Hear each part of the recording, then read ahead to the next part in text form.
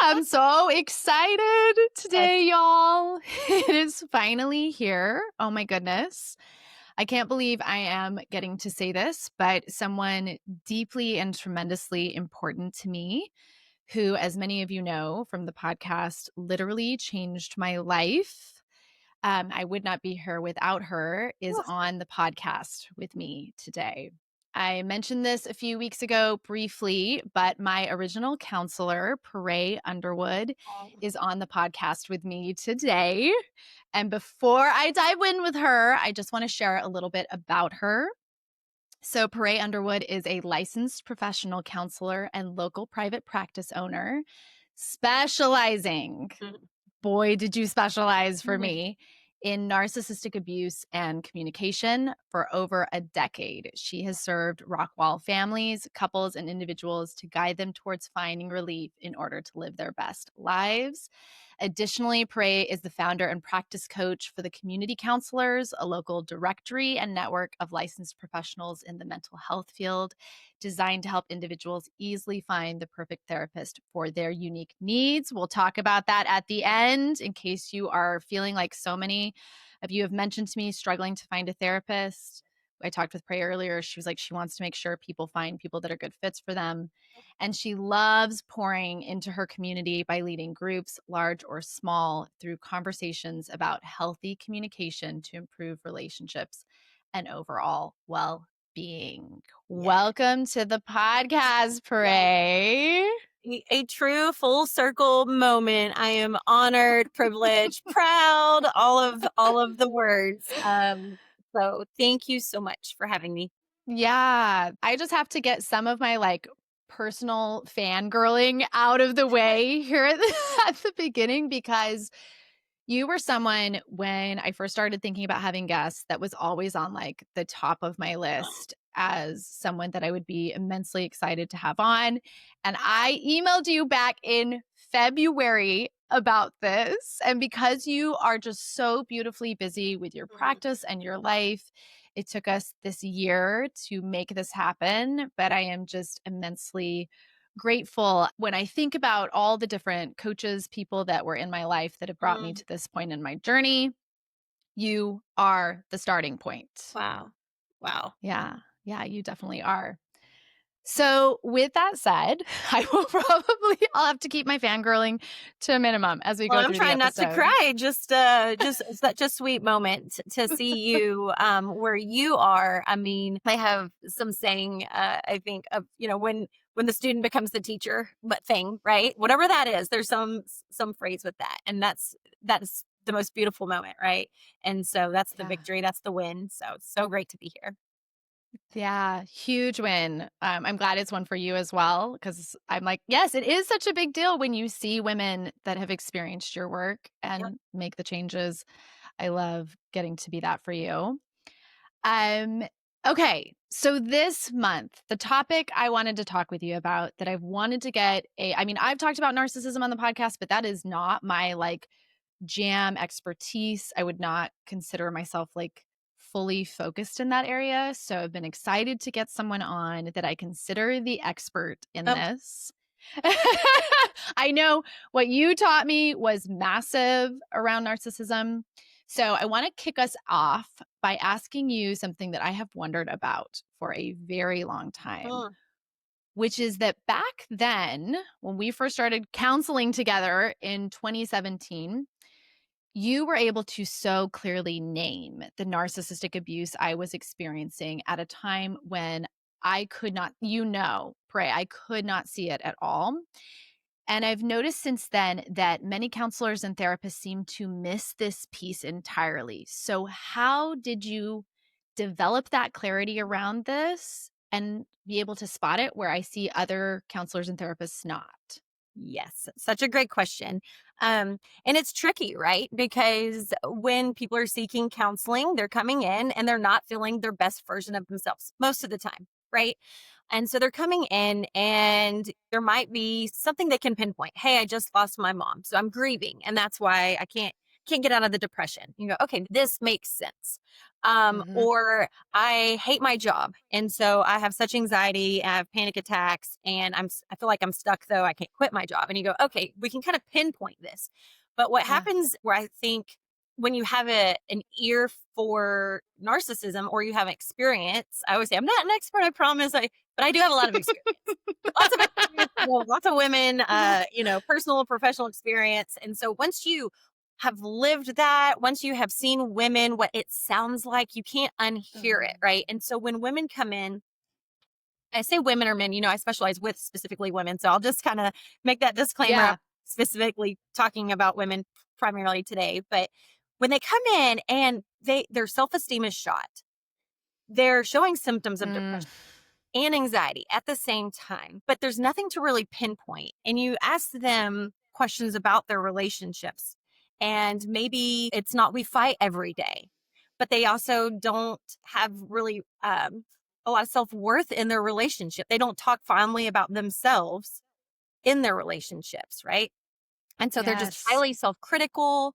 Um, and there's just not an incident that you can kind of pinpoint. You start just listening more. I wouldn't say you start diagnosing that, but you just start listening Mhm. more and you start asking different questions Mm. of tell me what you think your husband thinks about you, right? These are questions that you might want to start asking. And it just gives you more. And you just go down that trail to see if there's anything there. Sometimes there's not. Yeah. But you at least make sure that you give that conversation a space to happen. I would not you are blowing my mind right now because Mm, I'm realizing I did not put together, oh, you're looking as a counselor, you're looking for like what's the source of the issue. And yeah, okay, their mother has died, they're struggling with work. But I present it that way for you as like perfect life, perfect husband, perfect kids, money, things are going well, and yet super, super depressed, very anxious, lots of mental health issues. And you're like, where's the smoking gun? Kind of. right. And of course, as a therapist, we know, okay, is there some, childhood trauma, right, that they're re-experiencing now that their kids are certain ages or those kind of things. Mm. And then you say, hey, go get your hormones tested. Like you do the things and you start checking Yes. boxes and there's still not really answers. Um, and one thing I should have mentioned is self-doubt. When women just do not trust their own reality, they s- they're Ugh. or you hear them starting to use certain language. And like I said, once you hear it, you can't unhear it. But when they say, well, my husband said, or he said, or I don't know, I'll have to think, and they're always looking for permission or approval. Those are some of those symptoms that Alarm bells. let's talk more about this. Mhm. Yeah. So with this in mind, why do you think it's so common for women, I have noticed talking to women who've been in therapy for years and years and then they find my podcast and specifically Mm. episodes where I talk about narcissism and they're like, "Whoa, this is what I'm experiencing." Yet they've been being seen by a professional for years and it was never brought up. Why do you think that happens? I think a lot of counselors are I don't want to say scared. I definitely don't speak for everyone, right? But I think it's really hard for someone to say I'm an expert in narcissism, right? Or I can help Yeah. someone with narcissism. We definitely don't get taught as much as I think we should in our continuing education and our schooling and that kind of thing about what narcissism is for as common as it is. But I think it carries so much weight that it's probably Mm, pretty intimidating for a therapist to say, I don't want to put that on them because what if they're not? What if they're not a mm, narcissist? I don't want to be the person that called this well intended husband or well intended wife a narcissist. I don't want to be associated with that because that would be really intimidating. And yeah. so Yeah. I totally understand why people might skirt around that. Um, I wish we talk about, domestic violence and the physical abuse. And there's so many women that have gone through narcissistic abusive relationships, hands down, will say, I wish they would have just hit me.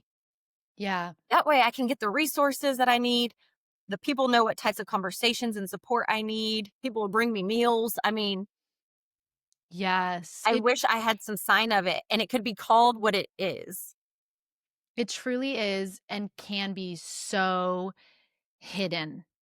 I think even from yours, like, that's what I think you saw the most in me was I had internalized so much of what was happening, that self-doubt, that you had to walk me like baby steps back into myself because my own operating system had been turned against me. Yeah. And if and hypothetically, let's put a client like that on a couch and they think the world of their husband, maybe Yes! their husband that's paying for the session, and you say, "Hey, I think your husband's a narcissist." Or it sounds like, I mean, obviously we can't diagnose people that aren't there, but like, "Hey, have you ever thought your husband might be a narcissist?" Which I would never Mhm. say, by the way. But if you were to say that, then the wife goes home and says, "Wow, real crazy session today. My counselor said, Yeah. be a narcissist." And then that person doesn't get the support they need. Yeah, because often then they're not therapy ends. They're not Right. allowed to go back to therapy Right. because You'll get part turned of the again.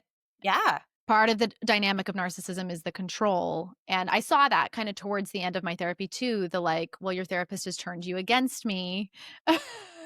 Yeah. So, that helps to understand. I never even thought of that dynamic because the women listening, that are coming to me, they're already considering divorce, Yeah. but I wasn't considering divorce when you started working with me. Right. Yeah. I And just, like, putting yeah. that together. I was just like, "Pare, I'm severely depressed," and I was more focused on I'm not showing up as the mom I wanna be. Yeah, you had been at a space, and a lot of women end up at, when they come into therapy or they start working with me, they have come into a space where they start believing the criticisms that they've been consuming from their relationship. They have, it's not even a, "I don't believe that he's so rude." It's a, I am Mm-mm. I am not worthy and my partner said I need help. Yes. You really did catch me at, like, this is just such a, like, taking me back even Mm, to what it felt like to be even before I realized, like, "Oh, the issue is these unhealthy dynamics in the marriage."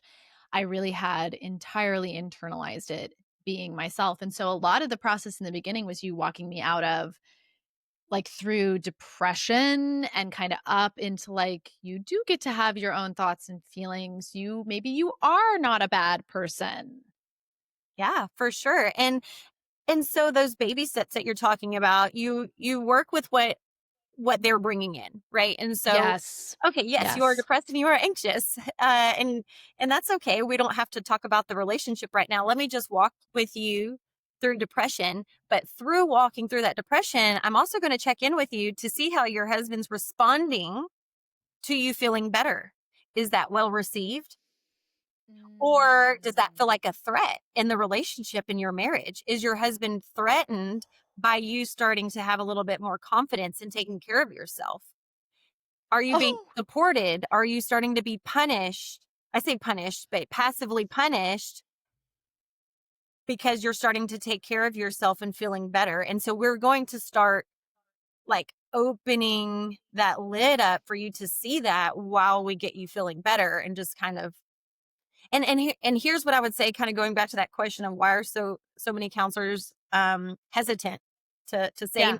narcissism or whatever, is I encourage therapists. There's always, we'll never say you're in a narcissistic abusive relationship, right? But as you're working with your client and they're feeling better, guess what? If it's well received at home, it's making a happier marriage, no harm, no foul. Yeah. You haven't diagnosed anyone as a narcissist. Yeah. If anything, you've helped a woman really feel more confident and build her self-esteem and walk with her through a depression. So, it's just those kind of checkpoints along the way. Yeah, and I love you sharing in this episode the checkpoints. Like, I just am thinking about this in such a different way, and it takes me back to as I looked back over, the 2.5 years we worked together, you really doing the gradual process of, like, rebirthing my psyche, it was a very, like, you had to track where I was at and what I was ready to hear, and I can remember sessions that we do where I wasn't ready to hear that yet, and I would kinda push back on you, and you would just back off, Yeah.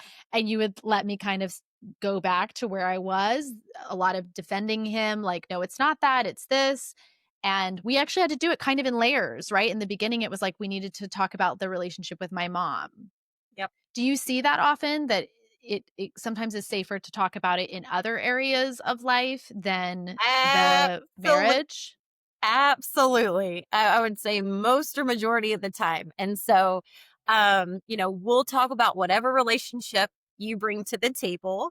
But what's so awesome about, our human nature is that if we have worked really hard to overcome something in one area, it's really hard to put up with it in another area. And so, a fun, I say fun, I mean, we try to make narcissism as fun as we can, right? I love A it. fun trend that I love seeing with my clients over the years is, uh, and again, when I say fun, I think it's just amazing when they step out of an abusive relationship Yes, in one area and then they start looking and they go, "Oh, my boss is it's here too. yeah, my boss is Yes. also a narcissist." And that's completely common because I know we'll probably talk about codependency at some point, but Mhm. when you're in a marriage with a narcissist, you know how to play that role very well. So well. And so it just makes sense that you have found another dynamic to thrive in your professional life, right? And so Yes. when I say fun trend, one thing I just think is mind blowing is truly when someone steps out of a narcissistic relationship, it's within that next 6 months they go, "We have to talk about my boss." And I go, Yes. "Okay, we can Yeah, talk about mine your boss." was it was the layers of, like, first it was my mother, and then the next layer was the religion, and then the final kind of biggest, scariest layer was, "Oh my god, it's here in my marriage as well." And just taking me where I was at through each of those different levels was truly a remarkable, like I say, it was like rebirthing my psyche. It's kind of a delicate process of knowing when to move forward, when to lean in and kind of push, and when to also relax back. And that's what's so beautiful about the therapy process is the client leads all of that. The client knows exactly Mm, what they can handle and what they can't handle. And so if you're just attuned with them of where they're at, and you let them lead and lean into that, even to the point of recognizing that they're in a narcissistic relationship. The first time I not heard about narcissism, um, but was really in a position of needing to understand what it was someone handing me a book and saying, "Hey, just take this book. It's about narcissism." They didn't scare away from the word. Like, here's the book. The narcissism's not in the title, right? So, like, here's the book. It's about narcissism. Read a few chapters. See if anything pops off the page. If you experience or any of it's relatable. If not, bring it back the book. But if you do, feel free to keep it. And I just say that as I feel like that's the therapist's role of, hey, mm, let's put it on the table. If something feels relatable or will provide you relief, let's go deeper there. But if it yeah, doesn't feel like it sits well for you, whether it be timing or truth, we can change directions. we can take our time. Yeah. Yeah. I love so much you sharing that that was your first experience, because Parade, that is what you did for me. Remember, you handed me Yep. The Wizard of Oz and Other Narcissists, and I am remembering that it wasn't like a this is you were just like, "Hey, we're noticing some things with your mom. You might relate to this." And I brought it back to you, like, highlighted, like, "This describes things I've experienced that I never had words for." Yeah. Yeah. Yeah. Yeah. And so So lots of full circle moments for everyone involved. Right? And this is how we equip women for sure. yes. So I want to dive in with you kind of into some of the nitty gritty parts of narcissism, starting with what you would say are some of the earliest signs that someone might be in a relationship marked by narcissistic abuse. Mhm. So, obviously, this is twofold. You can look at someone else's behavior and say, that's narcissistic behavior. I would say that's risky territory. I wouldn't start there Mhm. because Yeah. honestly, we can look at everyone around us at this point in the world and say everyone is operating in some form of narcissism, or if we're looking for it, we can see it. So I would Mhm. say I wouldn't start there. I would start really looking from your own perspective, reflecting and looking for some of those symptoms we were talking about earlier of, how do I feel about myself and why? Do I trust my own judgment? Oof. Am I constantly worrying? Do I give the same amount of value to myself as my partner in my relationship? Am I constantly asking for permission? Do I feel like a bully in my own relationship? Do I feel like my partner even likes or loves me? Yeah. Do they feel like they're working for me and against me? And here's the kicker.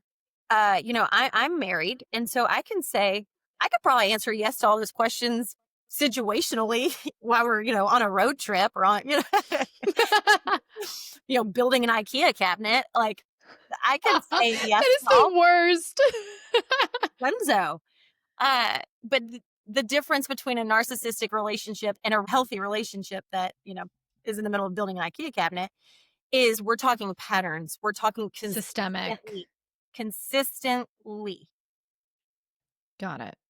So, and I have a little questionnaire on my it's not a clinical like assessment, but it's just a nice questionnaire on my website that just kind of goes through and says, if you are answering yes to these, it's worth maybe picking up that book That and book.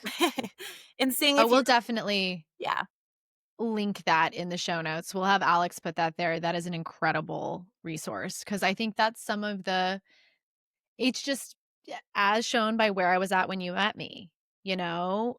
The very tools you need to be able to see what's happening to you are the very things that have been demolished in the emotional and mental abuse that's happening. Mhm.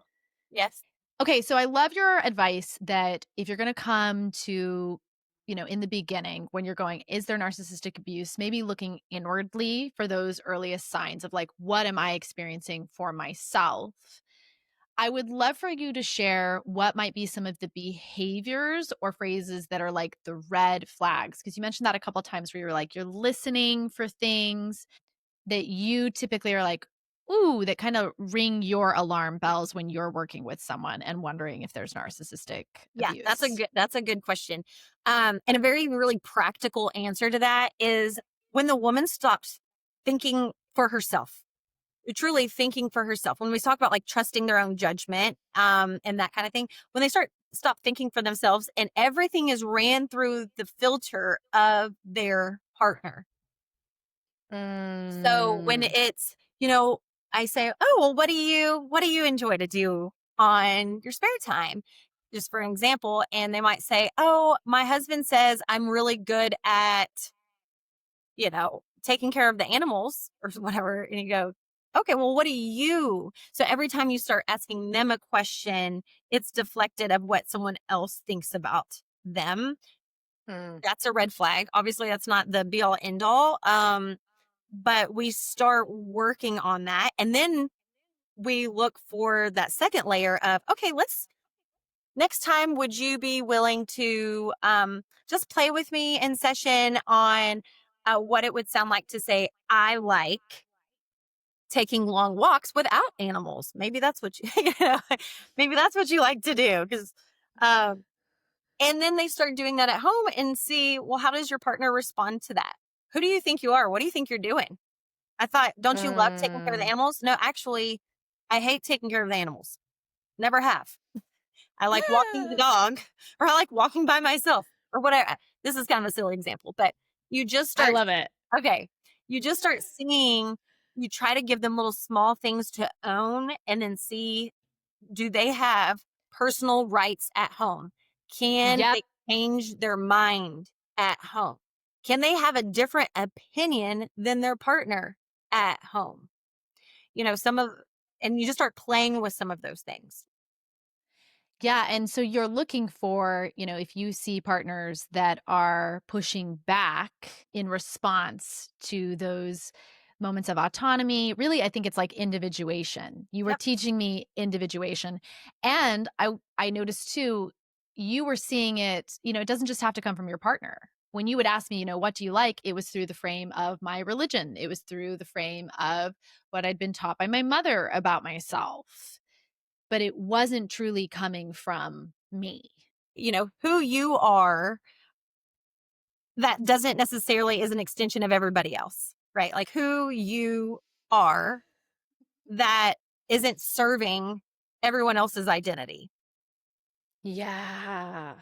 And so I think there's a lot of that a lot of that work that we do, and talk about pushback. I feel like a lot of clients in that space will even push back to the therapist in those moments because it they maybe have never felt confidence. And so, you know, we're really starting to highlight or spotlight their lack of confidence, and that's not a good feeling.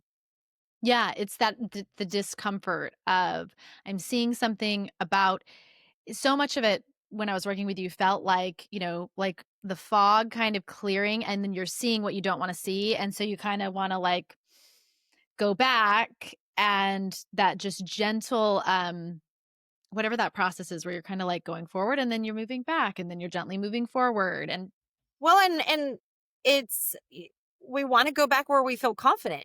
I feel really confident of being a great codependent. Do you know how great of a codependent I am? Like, I used to joke. I mean, I'm serious. If there's a trophy somewhere for like codependency, I guarantee you I'm at least, you know, top two. top 10. Yeah. Like I'm there. I've probably have this wall full of trophies. So, you know, Mhm. we're human nature is we're going to go back where we feel good, even if it's Yes. Unhealthy. unhealthy. It's our normal. It's just it's like understanding that comfort does not mean healthy. Right. Comfort That's just good. means Yeah. known, Yes. and the unknown always feels scary for the brain. Yes. And when narcissistic abuse has been in your childhood, that is your known template. That's the blueprint. Yes. So, I have a personal question I'm dying to ask you. So in your here you are working with this woman. Let's say we're getting to the point where she is starting to speak up more and you're seeing the pushback. Do you at all feel some like tension or fear in that moment around knowing like dang, kind of what's ahead for her in Mm. extricating or walking that path? So that's the first question. And the second will be, and what happens for you when you see women who as they do, right? There's no shame there that ultimately decide, "No, I cannot walk. That path is too hard to get out. I'm going to stay." Yep. Yeah. Couple thoughts there. Great questions. I'm writing on my notepad in true counselor fashion here. Um, yeah, I think that's such a great question. And it's such a delicate situation because even though maybe I've sat through hundreds of women that have situations or are walking the same pattern with the same symptoms as the person in front of them or the person next, it is so personal and unique. And I always think Yeah. about the children that are involved in that situation. And and so I just approach it so delicately of, Mhm. you know, again, how far we're pushing, how much we're not pushing, what you're ready for. And if anything, there's been so many times where I'm just the therapist that has planted maybe a seed that, you know, Mhm. you're worthy. You're worthy. You're worthy of more. You're worthy to be treated with, I call it playground respect. Someone to be nice to you. You know, they don't need to be mean. Don't be mean. Right. And so, if anything, I have planted some type of seed, and maybe they see a therapist 10 years from now and they pick up where we left off. And so, I do really trust the Yeah. therapeutic process in that. Um, as far as seeing women get so uncomfortable or intimidated by what this could look like once you start uncovering truths, and again, it's not us uncovering truths, they're just bringing it in, and you're sitting with them Yes. as they uncover it. Like that is our job. Yeah. So, when that starts happening and you see the overwhelm, or and it's unfortunate because they'll even feel like they're letting you down. And so you just, Mm, really reiterating to them that as a woman and as a mother or a wife, they get to trust their own judgment. If yes. they don't feel peace, and again, no one's going to feel excited or a ton of peace, but if they can't accept that timing for that decision, Yeah. they get to It's trust that. That is yes. because they only have to answer to themselves and their children. And so if that's where they're at, then yes, we stay right there and we start having a conversation of, okay, you're committing to staying in this relationship. Mhm. How can we make this what's the healthiest you can be in this Yes. relationship? And how can I support you as you continue to raise your kids in this relationship, in this dynamic? Um, Yeah. and then, we don't keep pushing for sure. Yeah. I love you sharing that because one of the biggest things I've felt in my coaching with women considering divorce, same thing, is sometimes they get very focused on like, I need to take the step when what's showing up in Mm. their bodies and their nervous systems is like, it's just not time. They're like, and you trust the nervous system. Like, we don't push into an action that the nervous system isn't ready to support yet. Yeah. Absolutely. Um, so this is a question that I definitely wanted to get from you because I hear from a lot of especially women that, let's say I've worked with them, they've gotten divorced, they know that there was narcissistic abuse, they've identified it in their marriage. And now on the other side though, they are really terrified that they will end up in another narcissistic Yes. relationship. And I've even seen this. I've worked with clients who were in second marriages who, while we're working together, all of a sudden they're like, dang it, this is actually the same dynamic as my first marriage. It was just in a different package and I didn't realize it. So I'd love to hear you talk about why women who've been through this might be more vulnerable to repeat those patterns. And once you share that, we'll talk about like how can they spot and stop that. So why are they more vulnerable? Yes. And so my old mentor used to say, same candy bar, different wrapper, right? And so it's packaged Ugh, differently. I love it. It's packaged differently, but it's and we can talk later about the overt covert, but if we have to be careful where we're not diagnosing, okay, this is narcissism. This person did this, and say more of, I know how I feel in a narcissistic relationship. so good, Pare. Right? I Yes. know that I repeat conversations, 1,000 times over in my head all day while I'm driving. Well, I should have said this, and what I said when I'm in a narcissistic relationship. In my healthy relationships, I don't do that, right? And so really being Yes. in tune, not necessarily about what candy bar wrapper that looked Looks like, like. but how you felt. And if you're super in tune with that, the confidence level should go up on your ability to say yay or nay in your future dating relationships, because you can go, man, I felt so good in entering in this dating relationship. And And man, now, I'm doubting, was I supposed to call him back or was he supposed to call me back? And now I'm second guessing all the self doubts coming back in. And so I would say, to answer that, really focusing again on how you feel, not, well, he doesn't do this, because you might be dealing with an overt and a covert. Well, he brings me flowers. My other person was a yes. covert and forgot my birthday every year. And this person's bringing me flowers. Well, overt narcissists might bring you flowers. So you can't compare like that. Yes. And so go ahead. I was going to say, I've noticed that exact same thing with like the attachment styles too, where I've seen women who had a more narcissistically traded husband who was more of an avoidant attachment. So same, not really interacting. And now they're dating somebody new. And I'm like, no, no, no. There's the same like emotional immaturity and there's these same patterns. But because he has more of an anxious style where he's calling you all the time and he's checking in, your brain is going, oh, these aren't the same, but we're noticing, like you said, her personal behaviors are the same. And the bottom line is the same, control. Bottom line is Mm. control. Whether the control be, I can make you text me 80 times because I'm avoidant and you want to see where I'm at, or the control is, I know exactly where you're at because I texted you 80 times. So the Yep. motivation is still the same, right? I'm getting an ego stroke if I'm Yeah. a narcissist either way. And so that's why it's really Yes. great to not look at that behavior. Um, Going back to, being vulnerable in future dating relationships. So completely common. It's scary. I mean, women that come out of these relationships, to think about going into and possibly ending up with another narcissist is could be more traumatizing than the first relationship that they left. Hmm. Yeah. And so I try to encourage women when they are ready to date to I kind of give a little freedom pitch and I say, here's the deal. You might date 8 narcissists. Did that mean you did a bad job? No. There's a very good possibility that you're going to go and you're going to date. You might even go on a second date with a narcissist. You might even date a Yes. narcissist for 6 months. Does that mean that you have relapsed into your codependency? No, right? It might take time Mm. for you to realize that you're in a relationship with a narcissist, but you get to trust your decision when you get to that point.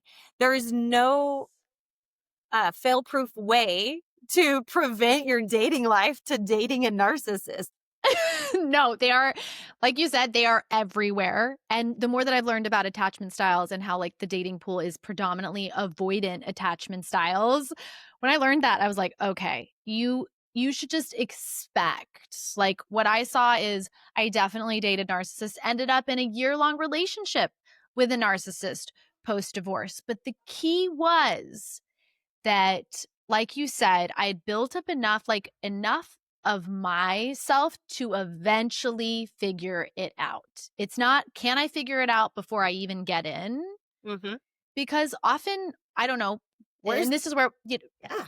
this is where we can go into the talk about codependency because I'm like, often the very things that are some of my greatest gifts, being more empathic, seeing the best in people, wearing rose colored glasses, like being very, very deeply emotionally feeling, falling into relationships pretty quickly because that's how I kind of operate in the world, to try and shut that down Yeah. just to avoid dating a narcissist wouldn't have worked for me as much as just trusting like you will figure it out eventually. Absolutely. Trusting and that's so fundamental. Trusting your ability and trusting your judgment, saying, I know that if I start feeling a certain way or these patterns start happening and existing in a relationship, I trust my ability to end the relationship. If you do not trust your ability to end a relationship post divorce, you are not ready to start dating, Oh, I love that line. right? And so, Yeah. but once you are, then you have a level of confidence in saying, I might I might date a narcissist, and that might happen, and that's okay. But I also know along the way, I've made some personal commitments that I'm not going to make any life altering decisions. I'm not going to Get married. sell my home and move into his apartment. I'm not going to introduce him to my children. I'm not Mhm. going to do XYZ, quit my job and let him take me on the boat every day. I don't know. It sounds great. Yes. But I literally spoke to a woman this year who had a similar experience where he swooped in, told her to quit her job. They Yeah. traveled the world for like 4 years, and she didn't realize till the 5th year that he was narcissistic, and she was like, "My career is gone. I'm having to go back into the workforce with, Yes. with nothing." So yeah, I think that's a great protective way of going, I am not derailing my life for another partner, especially when I'm unsure and the jury is still out on. And Yes. tell me if I'm wrong or right on Yeah. this, parade, but what I've told women is, typically what I saw is I'd enter those relationships and dating pretty securely attached to myself because, I was doing the self work. I was single. I was, in my life. And then what I would notice is if I was with a narcissistic individual, just give it enough time. And the secure attachment, I would start going back into anxious attachment and I'd start noticing all these behaviors. Yep. It, Absolutely. Um, and getting, again, I love that you said the secure attachment, learning what that looks like and what that feels like. yes. Because if you have operated in an anxious attachment your whole life, uh, let's say even like with parental relationships, you don't know what you're missing because you haven't experienced that. And so I hate Yes. to be the person to say the cliche, like date yourself after a divorce, but really date yourself, like literally go out to eat by yourself Yes. and then see how your stomach feels, right? Of like, how am I by myself right now? What do I want to do? Do I want to go walk around Home Goods? Go do that with yourself. See if you can make yourself laugh. I don't know. Like, hang out with yourself. Yes. That way you have a baseline of secure attachment, because then when you are on a date and you have a knot in your stomach and those what we're calling butterflies, that's for another podcast, but they go, I have butterflies. I go, uh-oh, that's not good. That might be familiar. That's- but when we have that feeling, you can see where's that baseline, right? Um, Yes. so I'm glad you brought that up for sure.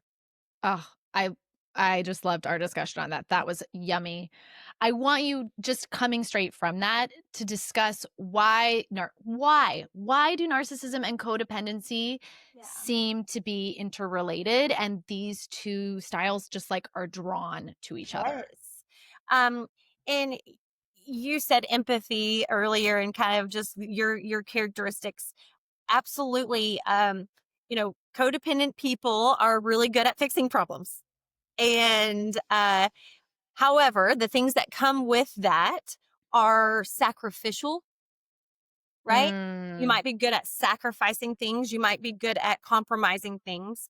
Um, I am a heck of a mediator, which makes me a great codependent, right? What might make me really great professionally yep. might just set me up to have a toxic relationship. Highly empathetic, right? Encouraging. One of the things, So um, encouraging. so many things, being someone else's cheerleader, all of these things that might really work out in one space can be the very thing that's allowing a narcissistic relationship to exist in your world. um, Mhm. what I will say with codependency is we give uh, explanation. When you understand why someone's doing something, then you are going to be more apt to allow the behavior to exist. If I know that you're giving me the silent treatment because your father was abusive to you and he gave you the silent treatment, then as you can see in a home, I- I'm going to have looser boundaries for healthy behavior in a marriage. So Yes. that's kind of, we could probably go on and on about that, but Codependent No More is a great book for that. A lot of times when people talk about codependency, they automatically think of AA and Al-Anon, of being married to an addict. And yes, they kind of coined that term a little bit more and put it on the radar for all of us, but it it's just about being the person that's having to sacrifice their identity for someone else to function in a healthy way. Yes. Oh, thank you for that just like beautiful way of describing it. I know you are way big on healthy communication. Yep. That's like your beautiful focus in a lot of ways. And I was curious, like, would you say that unhealthy communication is like a core part of those narcissistic and codependent dynamics? Yes. Yes, yes, yes.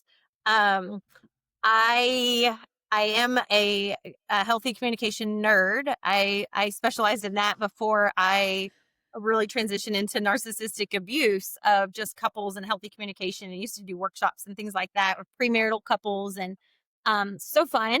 But also it's so interesting to see when you start equipping a woman on how and what healthy communication looks like, of how it's not existing at home. And so in sessions, right, being able to role play a little bit, and one of my favorite things to do is they might share something and I give them a healthy response. And you'll just see them, it makes me want to cry thinking about it, but you'll see them just kind of tear up of, I would never get that type of response at home. Yeah. And again, you just leave that there, right? Mhm. Um, Yeah. and so just planting seeds of what healthy communication looks like and Yes. sounds like, and how you feel when someone says to you, okay, I understand.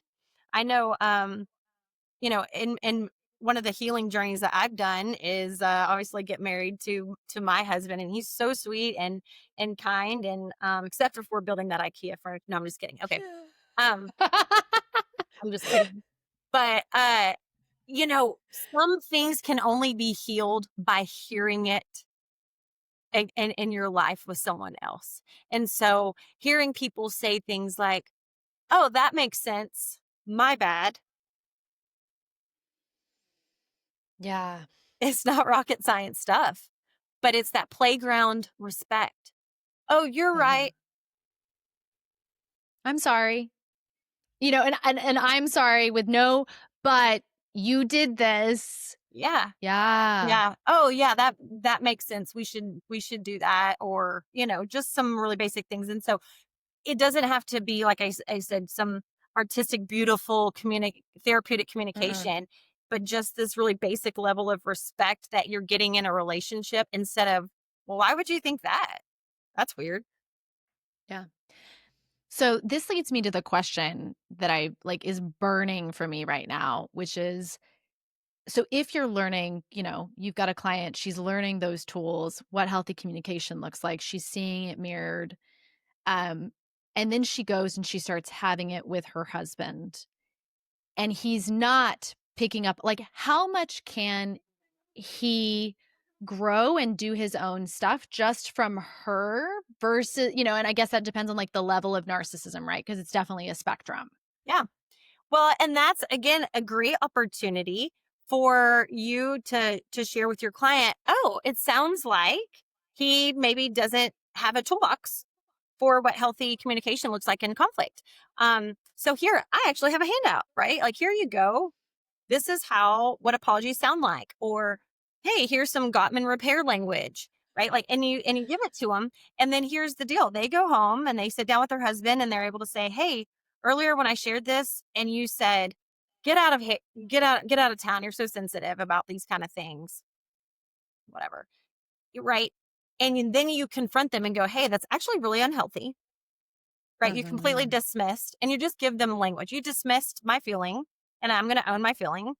You don't have to agree with my feeling, but you have to acknowledge it," right? Yes. And so then you equip your client to help the partner, which would be a beautiful thing. We can really help this whole marriage.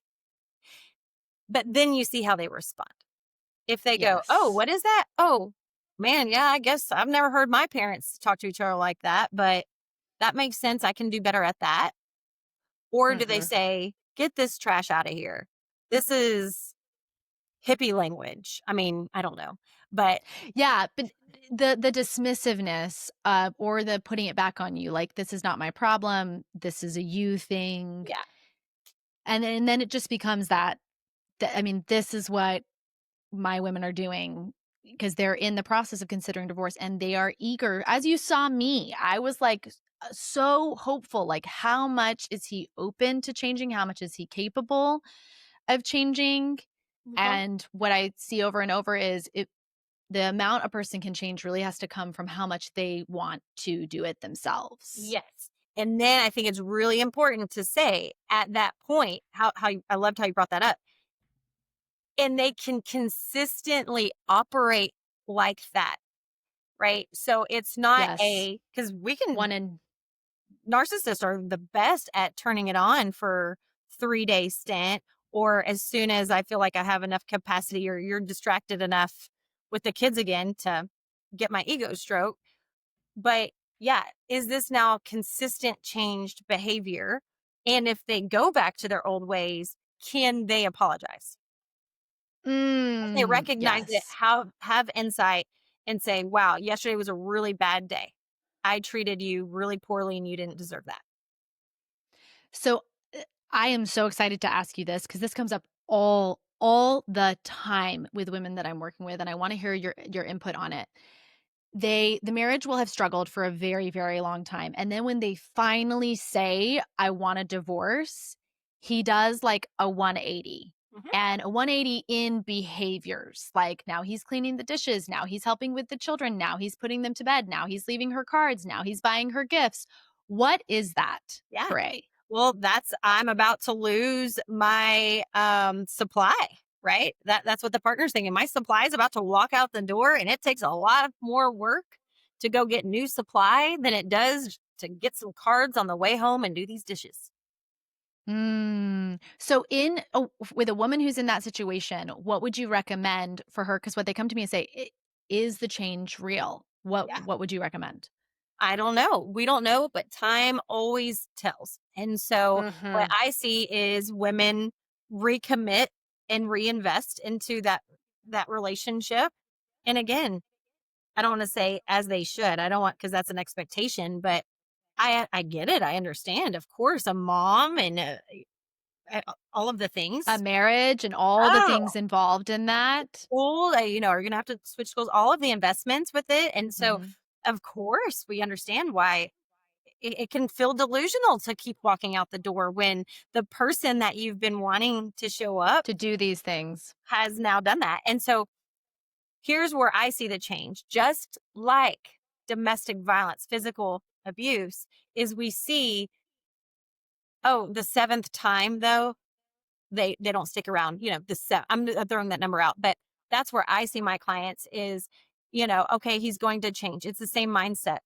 He said he's not going to do it again. He's so sorry, but maybe after the seventh or eighth time of them reinvesting, they go, I'm good. I trust more that this pattern's probably going to continue more than I trust his Mhm. ability to be this time.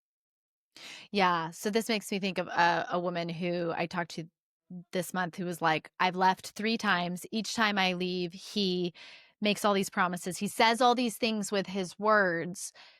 And this goes to the difference between, like, external things, doing things, saying Yeah. things, but not actually doing the internal work that changes the base treatment control issue. Yep. Yeah. Absolutely. And another pattern that I see is sometimes the woman not actually expressing that they are done. They haven't said, I'm getting a divorce. I'm talking to the attorney. They have shown no signs that they are actually done. So they have started preparing Mhm. maybe their hearts. Maybe they started preparing their finances or something, but there's no sign. But it's been very interesting to me that the narcissist in the home almost has, we'll say like a radar, but almost can sense that Mhm. from their partner and starts to change the behavior, which, by the way, is very confusing for the Yes. codependent partner because they go, he's changed and he didn't even know that I have been preparing, but it is definitely a pattern that's interesting to see. Yeah, and your advice is time tells. Like, you will see Yeah. whether they can sustain this level of change. Mhm. And probably in that time too, be sticking to your own work in your secure attachment, like still grounding into your individuation. Because I noticed a lot of them want, along with all that change, the praise and oh, I promise I'm going to stay now. I do see you changing. Yes. Don't you see me that I'm doing so good? You're not gonna, right? You're not gonna say how good I'm doing now. And so where and when it should really be about the hurting partner in that moment, it's now about Yes. the narcissist of how It's like good he's doing. the candy bar just in a different thing again. It's like once again notice, how do you still feel with this person? Do you still feel invalidated? I often see a lot of them that are like, "Well, I'm being good now. Why can't you forgive me? Why are you holding on to the past?" Like that's the Yeah. same narcissistic behavior. It's just in a different package that comes with dishes and giving the kids baths now. Yes, it's the victim mentality. So the narcissist is always, Yes. going to be, you know, well, the more covert on the covert side, having this victim mentality. I'm trying so hard and no one even sees me try so hard. I can't win for losing or whatever. And Yeah. so you'll see that same type of setup where that codependent is still kind of ego stroking even when To help they're them survive, to help them just get through the day. yeah. Yeah.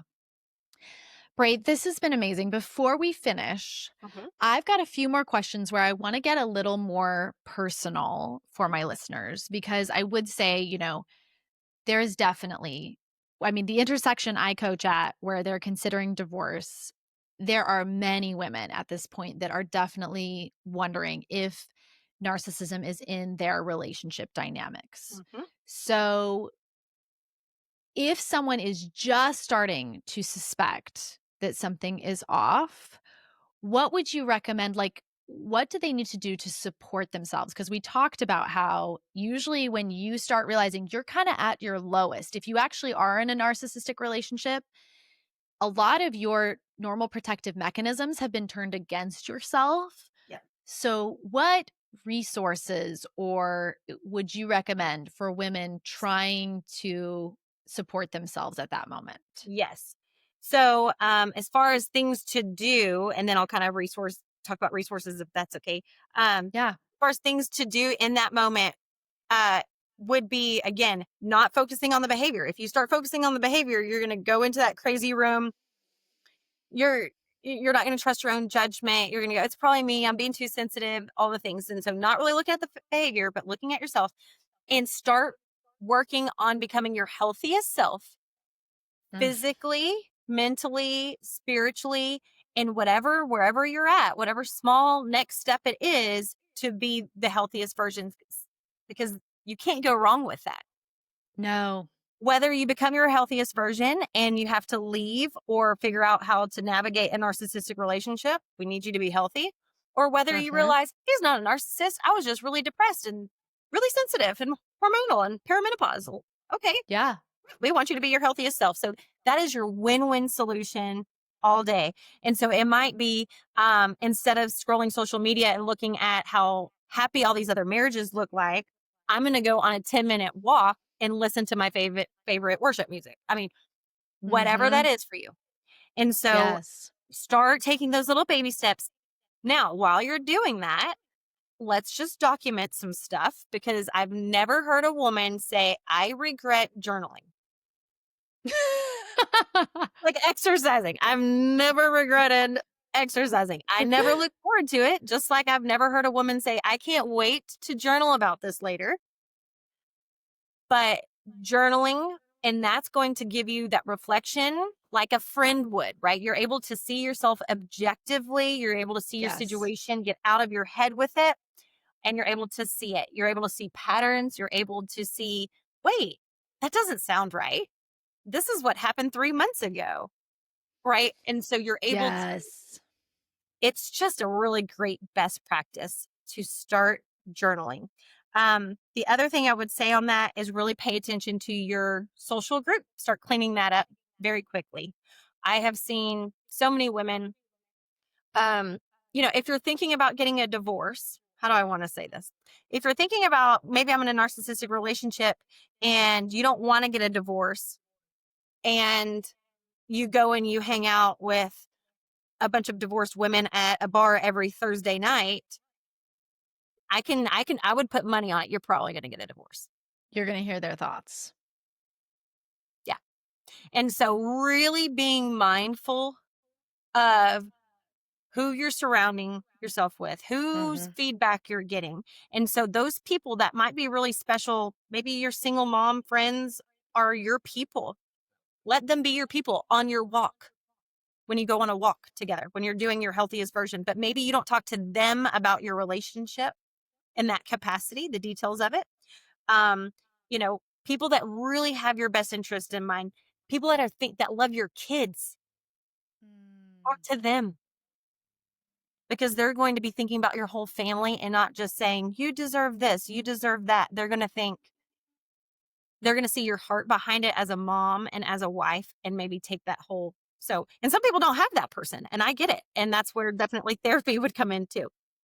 Yeah. Yeah. Because I was thinking, in my instance, I was kind of the opposite in that all of my social structure, my family, the people that you would think to turn to that would have probably been telling me, stay, this is good because of their own personal dynamics. Like my parents were invested in me staying married because that's what you do in Mormonism.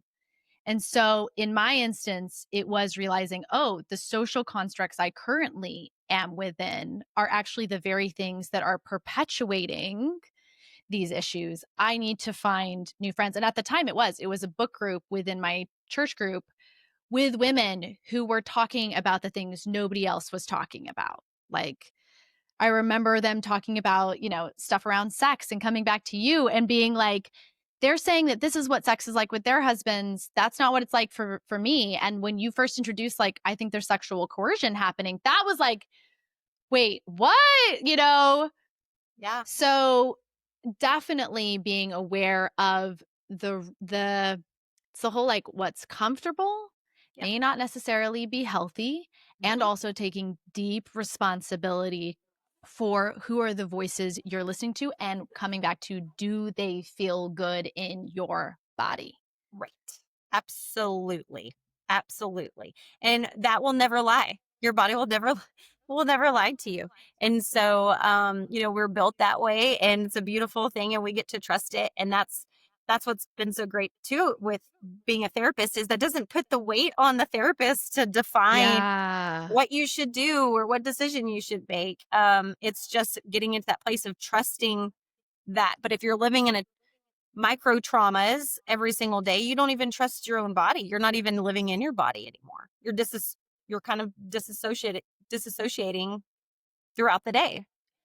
Yeah, so it is finding, the voices, the people that are encouraging you to trust yourself, Mhm. and that when you're around them, you feel safer in your own body. You feel like you have a right to feel the way you feel, to say what you want to say. You really, as I think about that parade, that was what you gave me, Mm, was a space where I got to where how I felt wasn't going to be criticized or mhm. twisted or talked around in circles until I agreed with the other person's point of view and abandoned myself. Right. There's no hidden agenda. No one's motivated for a certain decision besides the decision that's what's best for you, Best your for you. kids, your family. That is the best decision all the time. Yeah. And that looks Yeah. different for everybody. It really does. And it's such a huge process. What I've seen too is, you know, we get so focused on the decision, right? Especially for my women around considering divorce, when it's like, I try to bring them back to the process you go through, the journey, because so many of them are coming from experiences with insecure attachment in childhood, trauma there. This is what opens you to becoming more of yourself, whether you stay or go. That's the lens it Yeah. comes through. Like you coach people in all sorts of lenses, but really what we're at the heart of it, what we're teaching people to do is to be able to trust themselves. Yep. Absolutely. Yeah. Yeah, and Yeah. then we get to pour that same concept into our children of not, how to not pick a narcissist. Right? That's not what we get to now overflow into, our kids and their relationships. It's how to trust your own judgment. How do Yes. you have self-awareness and insight and boundaries, and I think we start there. And so sometimes people start there as adults and some people learn those as kids. But Yeah. I definitely think that's a full circle thing that people that are in recovery from narcissistic abuse get to do so well. Yeah. We get to change the future that our children get to experience by cleaning up what we were taught that led us into the dynamics we have as adults. Yep, Yeah. absolutely. Pray.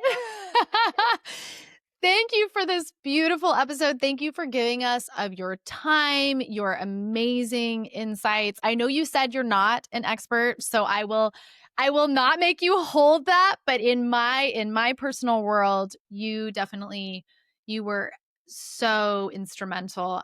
Like I said, looking back through my journals recently, I was reading notes from our sessions and I was like, there it is. It's all there, Pare. Like all those little beautiful moments of bringing me back to myself. So thank you so much for being